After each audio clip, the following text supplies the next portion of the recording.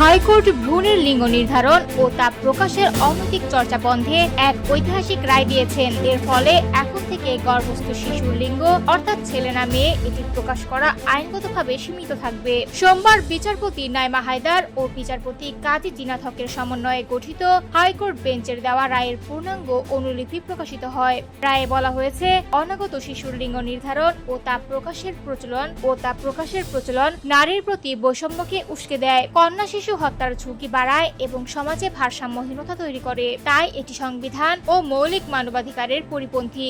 আদালত পর্যবেক্ষণে আরো উল্লেখ করেন, এই ধরনের চর্চা নারীর মর্যাদা, সমতা এবং জীবনের অধিকারের সরাসরি লঙ্ঘন। একই সঙ্গে এটি আন্তর্জাতিক মানবাধিকার নীতিমালার সঙ্গেও সাংঘর্ষিক। ফলে বিষয়টি শুধু সামাজিক নয়, একটি মানবাধিকার ইস্যু হিসেবেও বিবেচিত হওয়া উচিত বলে মন্তব্য করেন বিচারকরা। রায়ে বলা হয়, বাংলাদেশে দীর্ঘদিন ধরে এই বিষয়ে কার্যকর নিয়ন্ত্রণ, নজরদারি ও জবাবদিহিমূলক ব্যবস্থা অনুপস্থিত ছিল। শুধু নীতিমালা বা গাইডলাইন প্রণয়ন করলেই হবে না, বরং তার বাস্তব প্রয়োগ, ডিজিটাল মনিটরিং এবং কঠোর নিয়ন্ত্রণ ব্যবস্থা নিশ্চিত করতে হবে। আদালত আরো বলেন, ভ্রূণের লিঙ্গ নির্ধারণের কারণে কন্যা শিশুর প্রতি বৈষম্য তৈরি হয়, যা সংবিধানের 18, 27, 28, 31 ও 32 অনুচ্ছেদের সঙ্গে অসামঞ্জস্যপূর্ণ।